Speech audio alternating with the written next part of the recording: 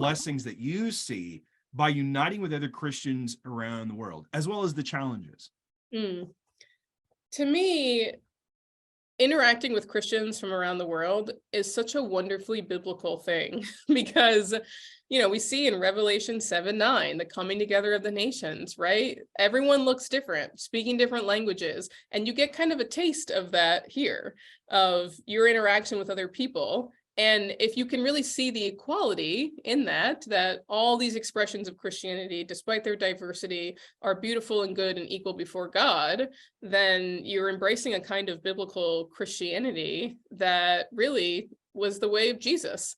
And that's what we should be doing as Christians, is trying to embrace that level of equality, which plays out in other ways in society. So once you kind of, I guess, humanize people who don't look like you or don't eat the same food you do or speak the language that you do, you humanize the other and you become in relationship with them, then you can work together, right? So let's work together in reaching these refugee populations. Let's work together in helping to make sure girls have an education in this particular place. Let's cross our boundaries to be the church together.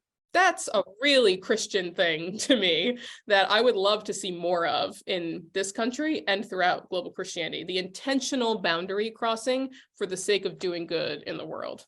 That's what it's about for me. Well, even with us, you hear so much about the Great Commission. At least in the circles I'm in, there's a lot of people talk about the Great Commission. And it's interesting, though, Jesus never calls it the Great Commission. That's something we've called it. Now, he did talk about the Great Commandment, which is to love the Lord your God with all your heart, soul, mind, and strength, to love your neighbor as yourself.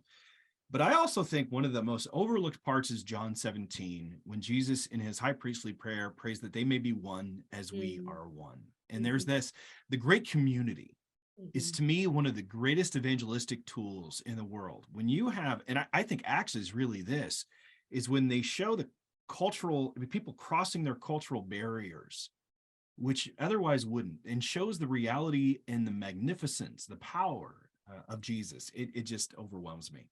But I want to go back for a moment. I know this is an issue you're very passionate about, talking about the issue of just women in mission and around the world. You have a book that's coming out about this.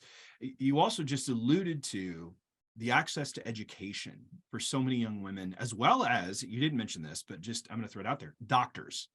Because there's not a lot of women's healthcare providers in certain cultures. We know that's gone on in Afghanistan, where they're building madrasas and there's not hospitals for women and access. We know of female genital mutilation in parts of Africa. You just hear about this gender violence. And yet you're trying to draw attention to this from a global perspective, because women really are the future within Christianity. You see that statistical, if you were to create like a figure, an avatar, if you will, of global Christianity, it would be an African woman.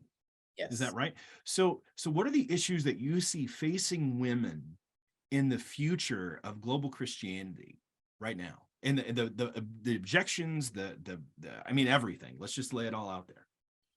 Sure, I can summarize a 350-page book on the subject in the next 2 minutes. Sorry. I'm sorry.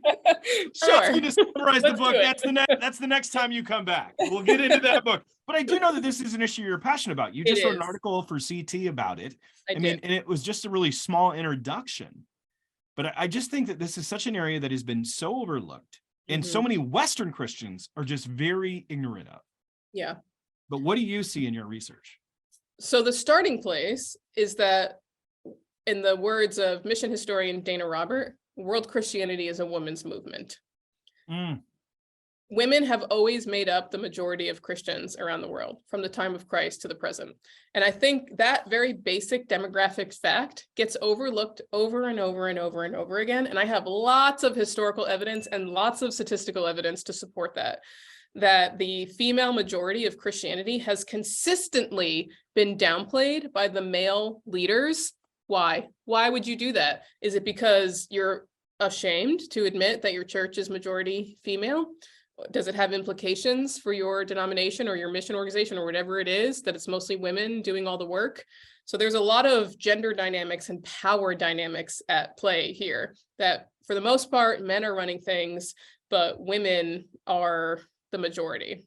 And in being the majority, women are facing unbelievable challenges around the world. Now, there have been great strides, right? More girls are getting education. Fewer women are dying in childbirth. That's all great.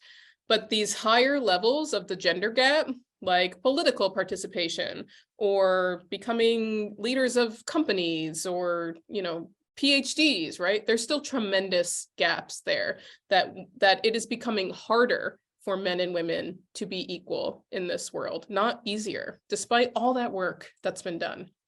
And so women are facing challenges from culture, where traditional gendered norms say that the public sphere is for men, the private sphere is for women. They're facing religious expectations, gendered expectations, that the man is the preacher and the wife is the supporter.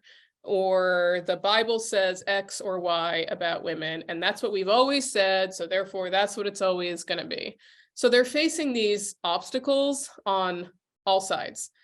And one of the most basic of obstacles that cuts across, no matter where you are in the world, no matter what your culture is, women are not physically safe anywhere in the world. Nowhere.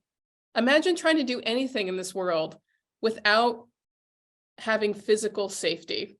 I suspect most men don't understand what that's like, to know that you constantly have to be on guard about where you are, what your surroundings are, what you're wearing, who you're around, how long have you been there, what do I have on me, where's the nearest exit, who's the nearest man who can protect me in case something happens, or whatever.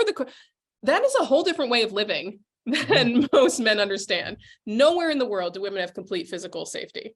And that's something that is not getting talked enough about, I think.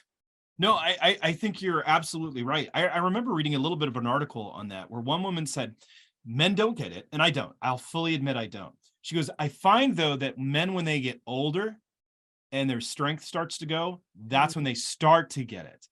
And only then do they start to get it, because they realize they're not the most strong person that's there, that someone is stronger. And we had on as a guest missionary by the name of Nick Ripken. And he has just ties all over the world. And Nick said, when everything was happening in Afghanistan, and he's talking about different refugees he's interacted with, he was talking about some of these women who had been in refugee camps and overhearing what they said. And it was that it wasn't if they would be raped, it was by who they would be raped by. I mean, they couldn't even go to a latrine without having to worry about that. And I don't think that we have an understanding of that globally. I mean, even within different cultures, there's so many different things. But when we see Christianity, we see Jesus giving women this really exalted position that I don't think many people realize of how exalted that is. I mean, even having the person that's entrusted with the resurrection, the first news of the resurrection is just, it's incredible. When you start really getting into it, you just see how Jesus empowers and strengthens women. But seeing this around the world, I mean, I don't even know what my question is. I'm overwhelmed just by the knowledge of such violence. I mean, of course, I grew up in a single parent household with a very strong female that was there, and she did her best that she could. And of course, married, and I have 2 daughters as well as 2 sons. And when my daughters are out, you're just aware of that. And I can't imagine different parts around the world. When I hear about like a gang rape in Mumbai, and you hear these men say, well, she deserved it. It's just horrific to think about. And even the woman had an escort, and they beat him up, and they went, well, he wasn't strong enough, that's her fault. Are you kidding me right now? It's just horrific. And I will say the situation's not much better in Christian context and in churches, by the way. Yeah. So we can't assume that because a place is Christian, that this problem has been solved or addressed. One example of this is the Democratic Republic of the Congo, which is 95% Christian, but was named the rape capital of the world in 2010.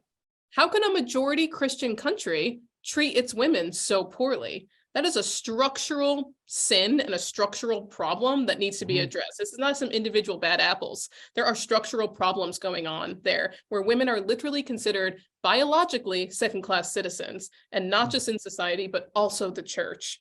Mhm. And this is not just an issue for Congolese Christians, it's an issue for American Christians too, Mhm. who have certain theologies that place women as second-class citizens as well. And that kind of theology is getting exported in other places around the world. I'm hearing it from places in Europe, for example. I was talking to a guy from Sweden. Sweden's one of the most wonderful places to live in the world, especially from a gender dynamics. Women can do pretty much anything men can do in Sweden. And he said that some of the more conservative theologies from the United States about gender relations are being exported to Sweden and challenging generations of women's empowerment there. And he was so discouraged by it. And he said, "What Mm, are you guys doing in your country?" And I mm, was like, I don't know. mm. I don't know. So this is not just a problem for, quote, over there. This is a Right. problem for at home too.